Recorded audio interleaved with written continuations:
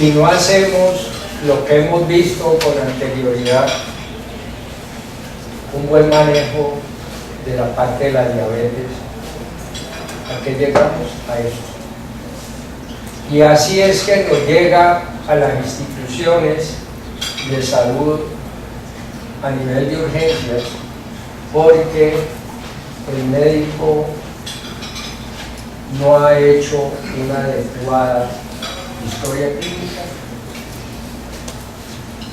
no se cuantifica el daño, y lo que han dicho todos, incluyendo al doctor Berna, no hay un seguimiento adecuado. Entonces, todos estos pacientes, ¿qué pasa? Que terminan así y amputados. Pero miren la parte de estudios. Asal y colaboradores dice que hay disminución con la educación. Todos hemos sido enfáticos en eso, tanto el doctor Héctor Mario Rengifo como el doctor Collazos, ahora el doctor Berna, que mostró la diapositiva que me gustó mucho porque él integró más personas, más personal dentro del manejo del pie diabético. Leyendo, le contaba hoy a los estudiantes, leyendo hace unos 3 días un artículo, están hablando de que cada 20 segundos en cualquier parte del mundo se está amputando una extremidad inferior. Y vamos a ver ahora cómo es el crecimiento de esto, y por eso tenemos que pararle bolas, muchachos. Ustedes y los médicos generales son los multiplicadores de estas charlas y de esta problemática que hay a nivel mundial. Lindman habla de que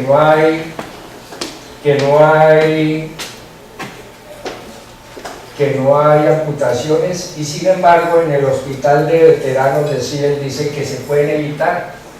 Yo les voy a mostrar una parte estadística donde les voy a demostrar lo que estamos haciendo en la Clínica de Occidente desde el 2008, con toda la parte estadística y lo que decía el doctor Berna. Es difícil tener un equipo. Hemos logrado hacer ese equipo que no se llama unidad de pie diabético porque no tiene otras características, pero tenemos un equipo. Usted habla con médicos, sí, yo manejo pie diabético, y todos manejan pie diabético, pero no tienen una cuestión integrada, y eso es lo importante, es la parte del equipo multidisciplinario.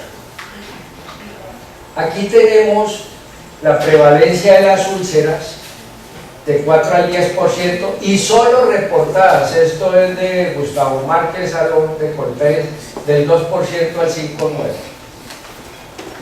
Estadísticamente nosotros vemos reportados en Ecuador, en Venezuela, en Chile, y la parte de Colombia ha sido de difícil manejo. En la población occidental, 7% tienen diabetes, 25% no saben que tienen enfermedad, 25%.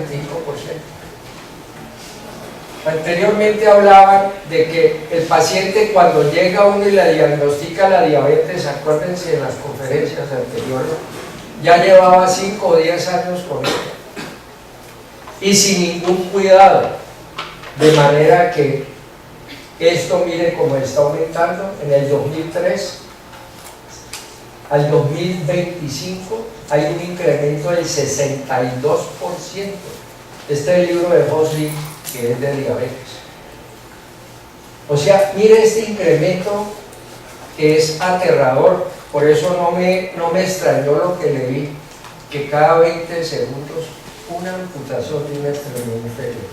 Lo que han dicho todos, el pie diabético tiene la parte de la angiopatía, neuropatía, la infección, retinopatía, todas las patías, pues, de manera que la ulceración, la infección y la gangrena hasta que llegamos y lo amputamos. ¿Qué pasa con estas cuestiones?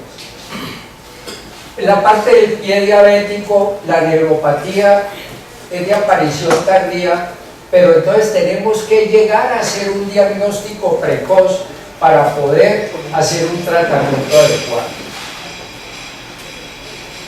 Hay muchos estudios donde el tratamiento de la neuropatía.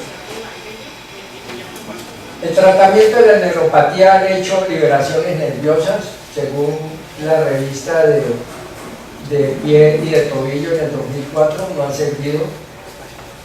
Alargamiento tendinoso, vamos a ver por qué han sugerido el alargamiento tendinoso, porque una de las causas es la parte del problema en el pie de Charcot, es precisamente que el tendón de Aquiles y los gastrosólidos hacen mucha tensión y queda un pie mecedor. Y nunca vemos pacientes con pregabalina ni ácido tiótico. A mí me ha llamado la atención esto. Es más, algunos preguntan qué es el ácido tiótico. Y las pregabalinas no la utilizan porque habrá que llenar un NOPOS, no sé, un CTC, y en realidad eso es aburridor. Pero en la neuropatía tenemos para trabajar, y también en la parte de la vasculopatía, con el ácido tiótico. El ácido tiótico es el ácido lipoídico, es un medicamento que ayuda a la vasculopatía. Y este medicamento que ayuda a la vasculopatía es precisamente para ayudar a estos pacientes que tienen la parte neuropática asociada a su parte vascular, y es un excelente antioxidante, con la condición de que el ácido tiótico, a razón de 600 miligramos, es hidro y liposoluble. Es el único antioxidante que es hidro y liposoluble. Entonces a uno le preguntan, pero ¿por qué no da vitamina D, E, C, lo que sea? Es que, advierto, es el único hidro y liposoluble. Entonces esa situación hace que sea superior a todos los demás. Y vamos a ver en la parte estadística que tengo, ningún paciente de 144 pacientes que tenemos revisados, con estadística, donde vamos a ver costos, ningún paciente tiene como medicamentos esto. ¿Qué pasa en América Latina? Hay disparidad de conceptos, por lo tanto debemos unificar. Ahora último, desde el año pasado se viene tratando de unificar estos conceptos para que todos hablemos el mismo idioma. Y yo siempre digo, no solamente el endocrinólogo, no solamente el internista, el médico general, es que todo este paseo comienza desde que llega a la consulta con el médico general. Entonces debemos de unificar todos estos criterios epidemiológicos. ¿Cuáles son las alteraciones en el pie diabético? Hay una oclusión vascular. Esta oclusión vascular se produce por alteración de las fibras y de los vasos. Ustedes saben que el pie diabético altera mucho la parte distal de las extremidades. He visto un solo caso que no lo tengo reportado porque no era de la clínica, sino que me hizo el comentario, con una diabetes y con una enfermedad arterial oclusiva, terminaron amputándole una mano a un paciente. Hasta ahora yo no lo he visto. Me hicieron referencia a eso. Hay reduplicación de la membrana basal y, lo más importante, el estrés oxidativo, o sea que va haciendo que la parte vascular tenga problemas.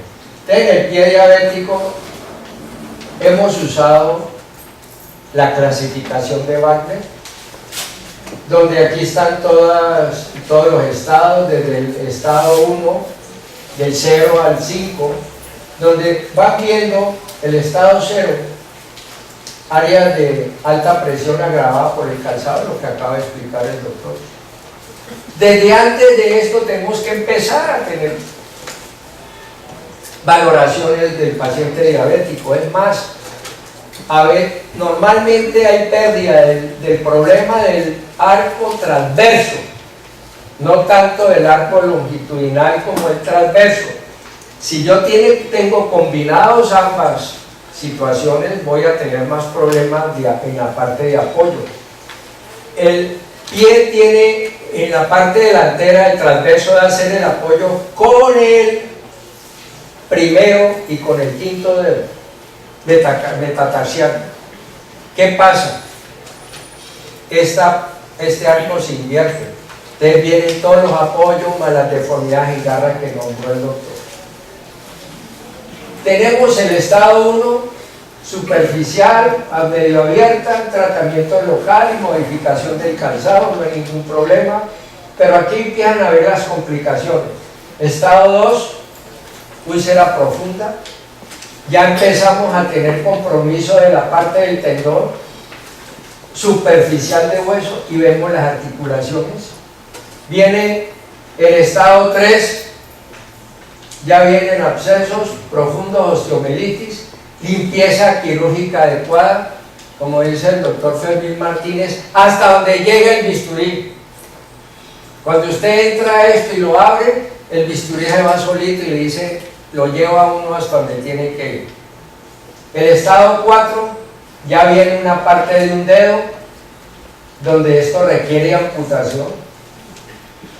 El 5, la úlcera, donde a veces ya no hay nada que hacer y terminan amputaciones. Hemos tenido el gusto de tener aquí en el medio y en Colombia al doctor Fermín Martínez. Era el que me preguntaba el doctor Lerna ahora.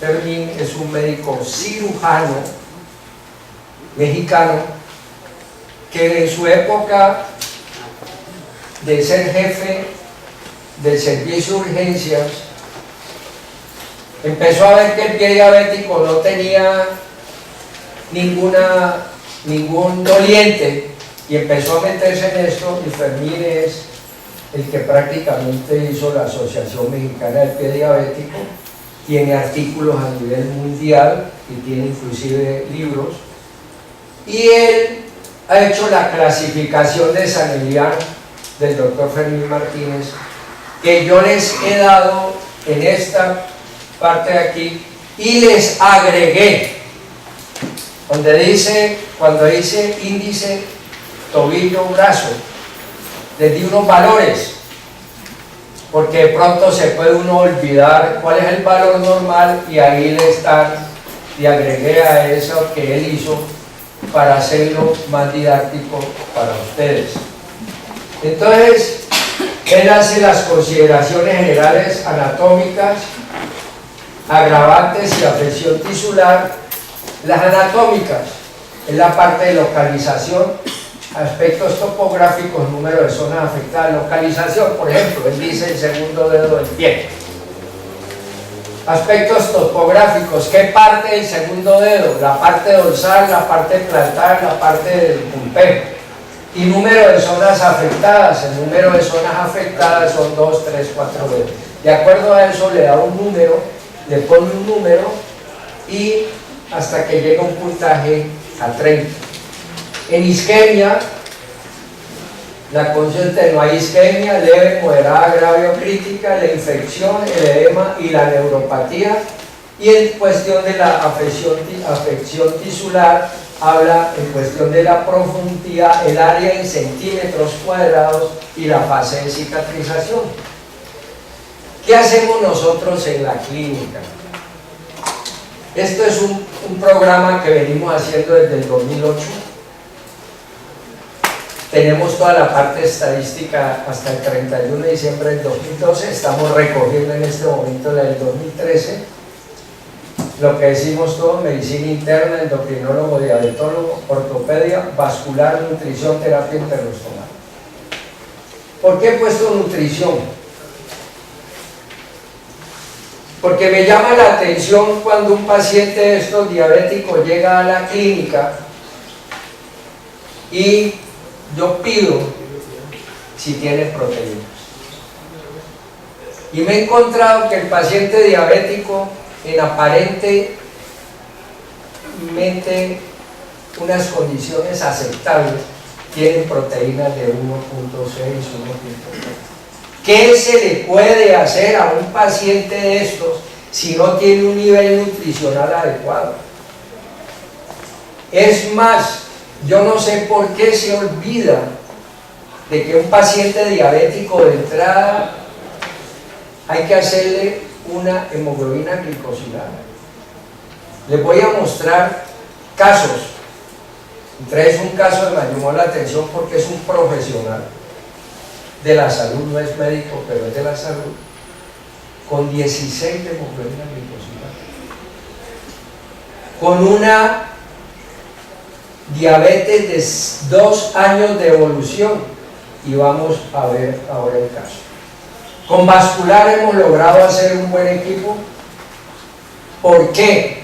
Porque lo que decía el doctor Berna, paciente que llega diabético, así como nos llega, lo primero que tenemos que hacer es valoración por medicina interna, infectología, nutrición vascular y terapia enterostomal. Gracias a Dios tenemos un equipo de terapia enterostomal óptima en la clínica, excelente. Y esas personas nos ayudan. Es más, yo paso revista los martes con los internos y con una de ellos, donde hacemos las programaciones de estos pacientes. El manejo ortopédico valora la extremidad del pie de Charcot. El pie de Charcot no es fácil.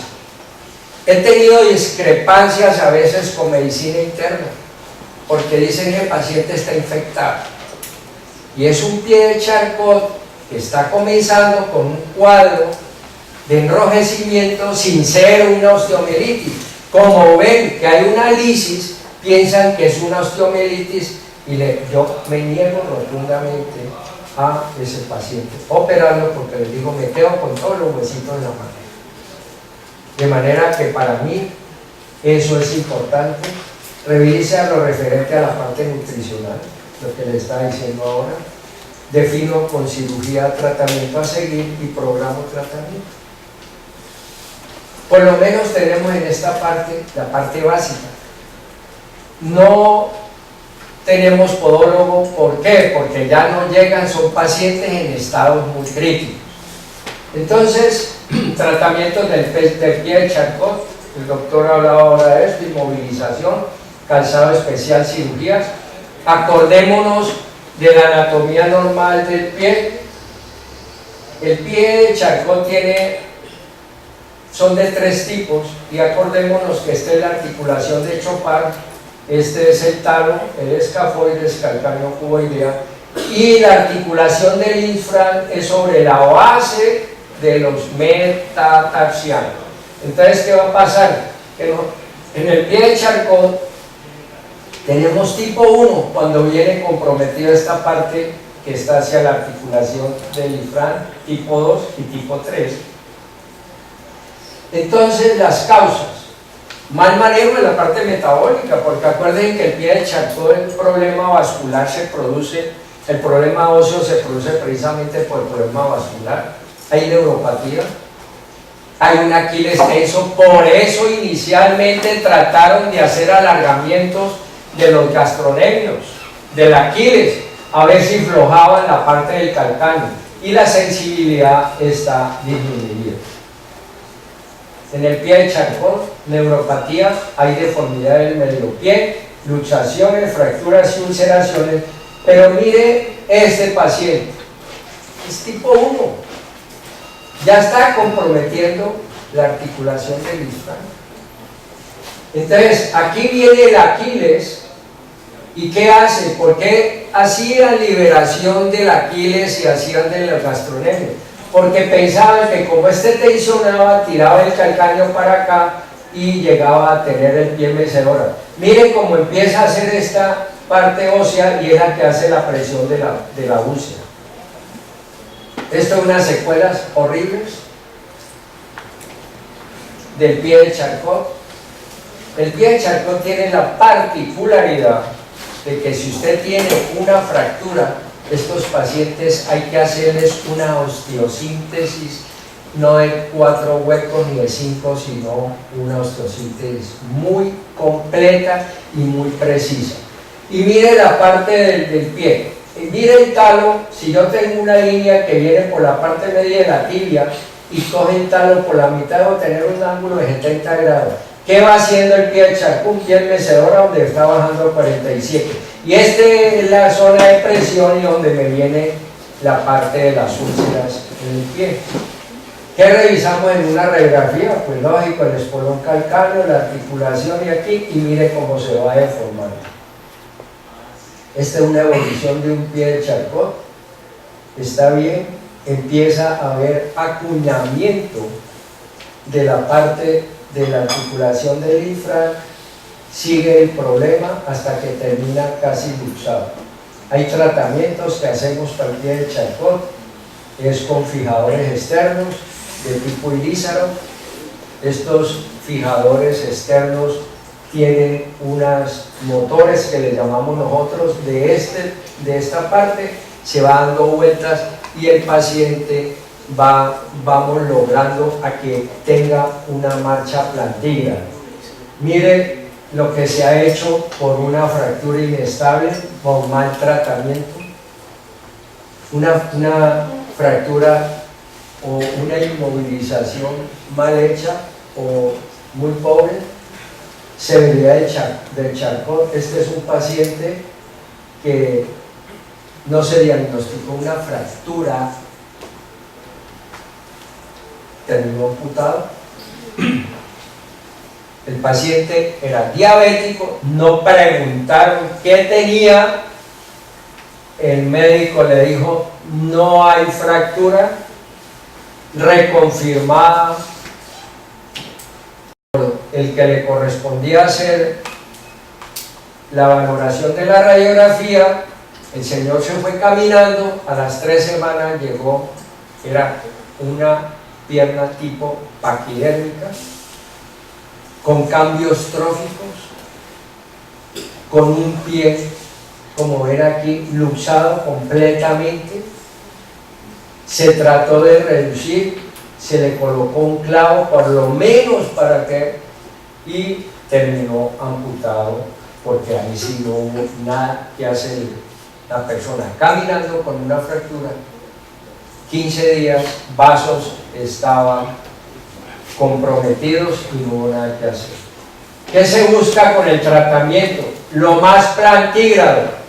Ojalá yo no camine ni con pie en mecedora, ni en la punta de los pies, ni en los talones, sino como un pato. Llevarlo de la fase 1 a la fase 3, hay varias fases que no las he puesto aquí pues para no demorar tanta la charla. Y tratamientos diversos, está la cámara hiperbárica, no la he usado. Terapia de presión negativa, la he usado mucho, creo que nos consideramos en el medio los pioneros en usar la terapia de presión negativa. Factores de crecimiento epidérmico, lo he usado en 2 pacientes no más. Ondas de choque, algunos ortopedistas lo usan en Bogotá, me han llamado a decirle a comentarme esto, pero no sé. Y los vasculares que están usando las prostaglandinas, que son excelentes para estos problemas de vasculopatía, pero es un tratamiento muy costoso. Yo sé que de pronto para las entidades de salud, el hecho de decir el médico ampútelo sale más barato que hacer todo lo que estamos haciendo, sabemos eso, pero es calidad de vida, señores, es calidad de vida. Entonces la cámara hiperbárica la usan en pie diabética, en úlceras varicosas, fracturas expuestas. La terapia de presión negativa, hay menos analgesia, hace una presión adecuada, y hay que tener en cuenta algunos. En conferencias que he estado hablando hasta de una presión de 200 milímetros de mercurio. Para mí lo ideal es hasta 175. ¿Por qué? Porque si usted a un vaso le pone demasiada presión, en vez de darle parte circulatoria, lo que hace es que lo colapsa.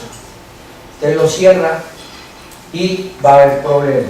Y ayuda a tejido de granulación. Los factores de crecimiento epidérmico, esto es una famosa paciente que tuvimos allá, y mejoró, y después hizo la úlcera en el pie diferente, en el otro pie, pero sus condiciones médicas no eran las más adecuadas. Casos de pie diabético, este paciente llegó, esta es la terapia de presión negativa que le puso, después se le hizo este colgajo y le puse un fijador externo, pero no es porque haya fractura ni nada, sino para evitar que me apoyara el talón y me hiciera mucha presión, me necrosara. Entonces esta varilla queda sobre la sábana y el piecito queda levantado y no tiene ningún problema. Aquí lo ven. Este otro paciente, un colgajo que le hizo cirugía plástica. Estos colgajos después los pulen, les hacen unas aspiraciones y ello mejora. Este otro paciente, como dice el dicho, está vivito y coleando. Aquí está, ya en consulta externa, ahí están los injertos libres que nosotros mismos hacemos. Yo mismo hago estos injertos libres. Este otro caso, traté de hacer un colgajo bajando esto, sin embargo se necrosó, pero este paciente, mire con los injertos que le puse después, esto ya fue en consulta externa en marzo. Este otro caso, este es el paciente, el profesional, 2 años de evolución, una hemoglobina glicosilada altísima. Aquí trato de evitar amputaciones grandes, voy despacio, le fabriqué este colgajo, quedó 2 deditos y mire, estos son injertos libres que le puse. Esto después los plásticos le corrigieron esto. Este señor me lo encontré hará 2 meses en un almacén de cadena de la ciudad, feliz por no decir de la pelota de la vida, andando, haciendo su mercado. Me siento perfectamente bien, eso le alegra a uno mucho. Este otro caso, que no necesariamente usted tiene que amputar por encima o por debajo de rodilla. Esta es una amputación de tipo SAI. Este señor ya tiene su prótesis. Es un zapato especial que le ponen y esta es la parte del talón. Entonces uno coge el talón y lo sube y lo pone para que apoye. ¿Qué mejor que está apoyando en su talón? Es una amputación transtibial y por el peroné y da muy buenos resultados. Conclusiones, todo lo que hemos dicho, todos, el paciente debe conocer el manejo primario de la diabetes. Ahí les dejé cosas pequeñas, pero es para que la tengan de consulta.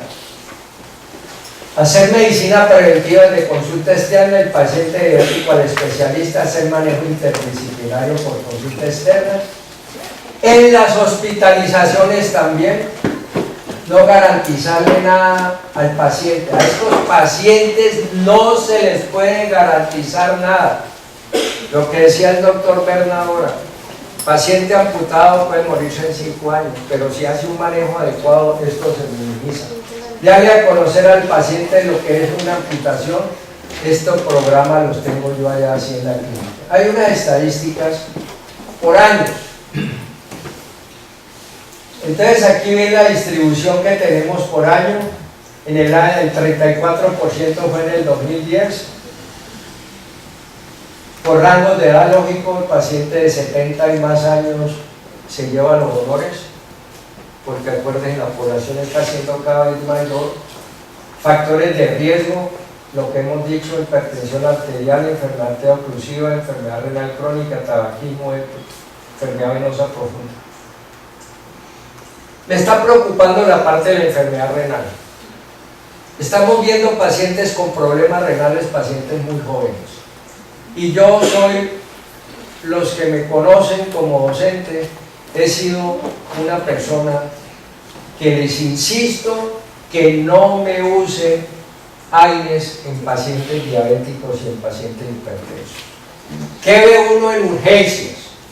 En urgencias ve que el paciente diabético de 32, 34 años por un simple esguince de tobillo, lo primero que le ordenan es un AINES. Por favor, hay que limitarse al uso de AINES. El mejor analgésico de primera escogencia es el acetaminofén. La gente dice, es que yo siempre voy y me ordenan acetaminofén, pero es porque no le explican por qué lo están ordenando. Entonces la gente cree que es una pastilla más que le están dando. Cuando uno le explica, la gente entiende, y si entiende se va más tranquila y no critica eso. Usted ve las personas que toman, no un Advil, la gente cree que el Advil es una aspirina o un acetaminofén más chiquito, y es un ibuprofeno. Entonces esto me preocupa y tenemos que tener cuidado en estas cosas. Esto, la estadística mundial da lo mismo, más en los hombres que en las mujeres. Las patologías anteriores, la clasificación de Valle. Aquí tenemos número de pacientes, el 3 fue el que más hubo consultas, el 4, perdón, el que más tuvo consultas, o sea, ya casos de tratamiento de amputaciones. La tipo de lesión que presentaban, medicamentos. ¿En dónde ven ustedes aquí que hay pregabalinas, hay ácidos tióticos? Y también me llama la atención que la dieta, uno solo. Me empecé a preguntar por qué me sale ese recorte en las estadísticas, que aún no es así. Me dijeron es que ningún paciente en la epicrisis, cuando sale el paciente, fuera de colocar diabetes mellitus, pone paciente con problemas nutricionales. Entonces, ya son estadísticas donde uno, viendo esta situación, uno va ya viendo y depurando estas cosas. Es más, ¿qué paciente está con pregabalina? Ninguno. Con ácido tiótico, menos. De manera que, jovencitos, a pararle bolas a eso. Localización de las lesiones, 45 en artejos, y va bajando hasta que llega el momento de que por rango de edad las amputaciones más en los mayores de 70 años, es lógico. Edad versus nivel de amputación. Esta parte de la edad versus niveles de amputación de 70 y más, de artejos, aquí la parte supracondilia, pero vamos a ver una cosa. Niveles de amputación. Antes que pasaba, llegaba el pie diabético y tal. Vámonos para arriba de una vez que esto sale más fácil. Amputaban el paciente, o era infra o supracondilia. ¿Qué estamos viendo con esto? Miren, artejos 48, transtibial 6 y antepié 1. O sea, aquí nomás ya llevamos más del 50, estamos 55%.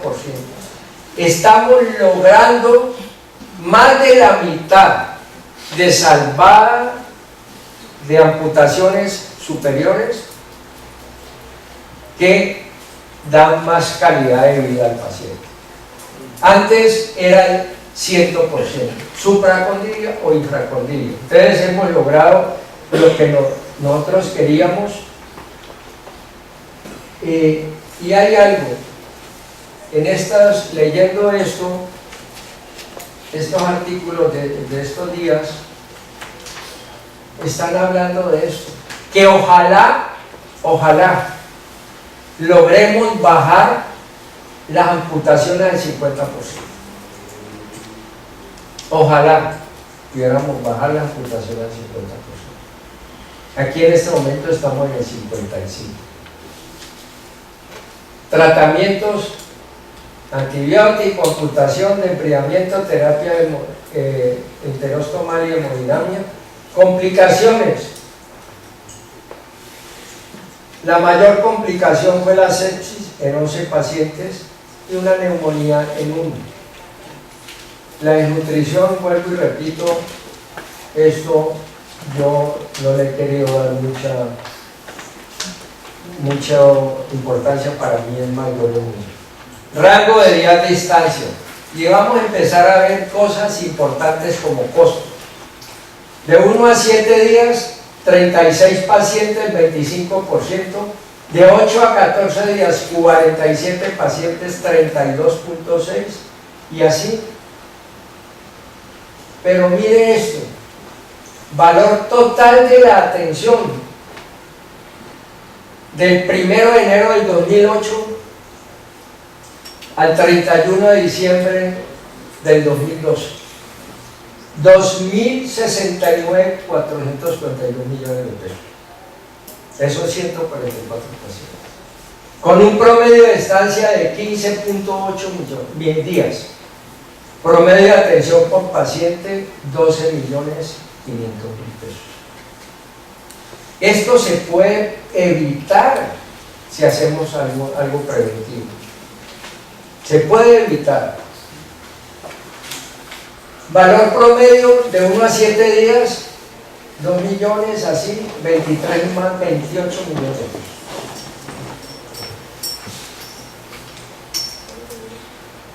¿Por qué pasa todo esto? Porque no se cuantifica el daño y no hay un seguimiento adecuado. Vuelvo a lo del principio: no se hace una historia adecuada y no se siguen estos pacientes. No debemos perder la esperanza. La prevención es el mejor arma para estar sanos. Muchas gracias.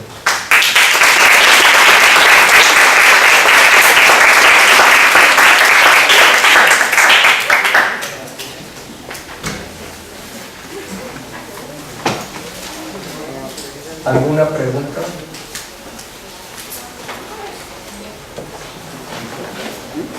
Acuérdense que soy oportunista. No, pero diga. Mi nombre es Laura Jaramillo, yo soy médica familiar. Quería hacerle un par de preguntas. Dentro de las personas que trabajan el tema de las prótesis y esto de los pacientes, también incluyen a las terapeutas ocupacionales, o sea, tiene algo que ver como enseñarles a volver a caminar, ¿no? Esa parte como terapia física y ocupacional, estos pacientes como la rehabilitación. Sí. Cuando yo empecé en estos programas, yo tenía una terapista que hacía la rotación conmigo toda la semana. Por necesidades de servicio de esto se suspendió, pero sin embargo, ¿qué hago? Cuando yo veo al paciente con problemas, yo siempre lo mando a que le hagan terapia física, pero sí la tengo en cuenta. Hay un problema y no sé si el doctor Berna me pueda ayudar en esto. A veces me preguntan del calzado, ya que me hizo acordar. ¿Ya era otra? Del calzado, donde se manda a hacer. Hay unos sitios. Lo que pasa es que son calzados supremamente costosos y feos.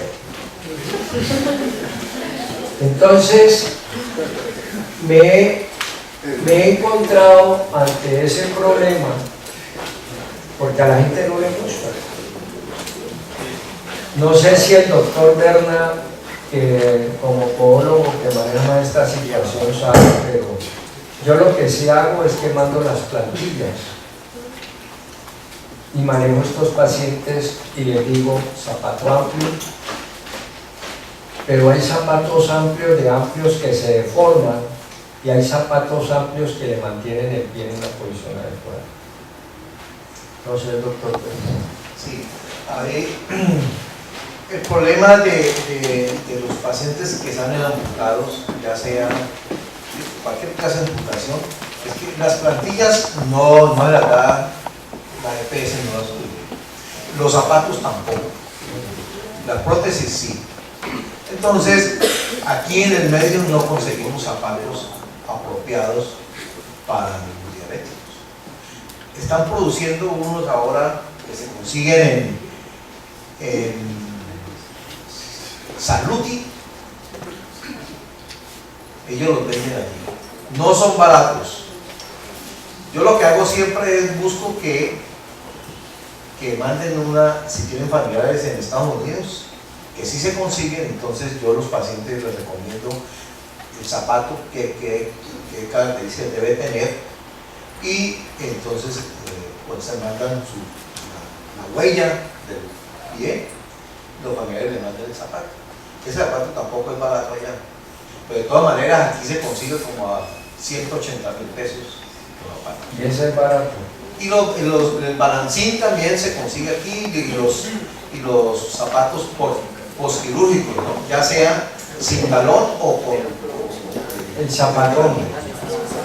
Hay una cosa que yo he estado viendo en ciertos sitios, la parte del zapato. Entonces me fui a preguntar ¿quién los hace? Entonces, no, y ella qué experiencia tiene, ¿no? Llega el paciente, le toma la medida y le cuadra. Entonces ya uno a fruncir boca porque uno no sabe qué tanta versatilidad o bienestar le puede causar al paciente. Yo tengo sitios donde mando, pero es costoso. Y repito, son feos. No vayan a esperar que sigan pasar con corbata, pero otra cosa, manera de dato, es que en el post tenemos un medicamento que ha tenido buena evidencia, no tan buena como la pregabalina, pero por lo menos es algo, y es la mitriptilina, que obviamente hay que tener cuidado con los pacientes ancianos, pero sirve y tiene pues una evidencia no tan buena.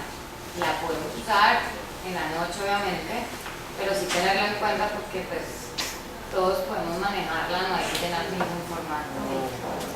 sí, inclusive dentro de la parte de la neuropatía, lo primero que está es la mitriptilina. Ojo en este momento usando, porque he estado viendo con más frecuencia pacientes con síndrome vasovagales. Ojo con eso. Paciente con síndrome vasovagal llega a tomar una mitriptilina y termina caminando sentado, porque se marea y se cae. Entonces, esas son cosas que hay que preguntar, pero era la primera elección, que nosotros teníamos antes como la mitriptilina, la primera elección. Sí, aquí en Colombia tenemos muchas limitaciones para hacer, por ejemplo, plantillas a la medida, ¿no? Yo cuando estuve en España aprendí a hacer plantillas a la medida, utilizamos la plataforma de presiones para saber en dónde están las presiones más aumentadas, pero aquí no se puede hacer. Hay una entidad en Bogotá que vende las alfombras de presión, vale 20 millones, y para tapar los moldes son 10 más. Entonces figúrese cuántos pacientes pueden pagar un tipo de ese ejercicio. En España salen baratas porque los mismos podólogos ellos lo hacen y toman el molde en yeso, en escayola, o si no en un tipo de espuma fenólica que el fenol ya está llegando aquí. El problema es que ¿quién le hace uno las plantillas? Hay personas que están haciendo plantilla y realmente lo que dice el doctor Triana no están capacitados. Uno manda una barra retrocapital y la coloca adelante de las cabezas. Entonces, en vez de mejorarlo, lo empeora. Hay mucho, estamos muy, por ejemplo, para hacer un paciente hospitalizado, uno con una úlcera, lo primero que hace es hacerle una descarga, pero con fieltro, que es un algodón comprimido y sirve para 2-3 días, pero no se consigue. El fieltro que habla, para ser más agropecuario, el fieltro se usa en los caballos para hacer los sudaderos. Debe ser que tiene color rojo, gris, verde, creo que no hay amarillo. Y eso usábamos nosotros mucho cuando hacíamos las amputaciones en el hospital para hacer prótesis inmediata. Entonces usábamos eso, esa felpa, y con eso disminuye y minimiza presión. Hay delgaditas y hay gruesas. Entonces uno ¿qué hace? Alrededor le abre un orificio para que el paciente no haga un apoyo muy marcado. Y eso definitivamente pues se puede hacer, pero ya a este nivel nosotros tenemos que ir buscando otras opciones. ¿Alguna otra pregunta? Es más, este año en Cartagena, a los que les interese, es la Cumbre de las Américas del Pie Diabético, en octubre 16 y 18. Y he tenido el gran honor de ser invitado como conferencista a esa Cumbre de las Américas. Es un evento mundial prácticamente, donde precisamente voy a hablar de niveles de amputación. Porque no es lo mismo amputar 3 dedos, 4 dedos, ustedes no saben lo que se pierde en los pacientes. Hay pacientes que no se pueden volver a empinar porque se van de bruces. ¿Cómo eso? Tiene uno sin accidente. Ustedes vieron unas fotos que mostró el doctor que tenía las amputaciones de los dedos y el pie se iba en equino y en inversión. ¿Por qué? Porque la fuerza de la parte muscular, y como se pierde la parte de la grasa de la planta, la parte muscular, y se daña el apoyo, por eso muchos chancletean cuando caminan. Entonces, si no tiene eso, la parte muscular, entonces empiezan a caminar con el pie en inversión y tienen problemas. Eso no es fácil de manejar, es de cuidado, porque si usted pone a hacer una presión para quitar esa deformidad, lleva problemas de úlceras. Por eso es preferible todos fijadores externos tipo Ilizarov para poder ir corrigiendo paulatinamente. Entonces, tengan en cuenta los que quieran ir allá, de ustedes, lo que sea. Creo que va a ser muy interesante. Ortopedia logré conseguir que nos dieran 5 cupos, somos 5 conferencistas. Y precisamente Fermín Martínez y el doctor Gustavo Márquez son los dueños de la cumbre, y allá estaremos. Y de pronto presentaré la charla del proyecto que presenté allá en la porque la conozco. ¿Alguna otra cosa? Muchas gracias a todos ustedes por habernos aguantado un mes, y espero, muchachos, que sea del agrado de todos ustedes y haya sido importante para su práctica. Muchas gracias.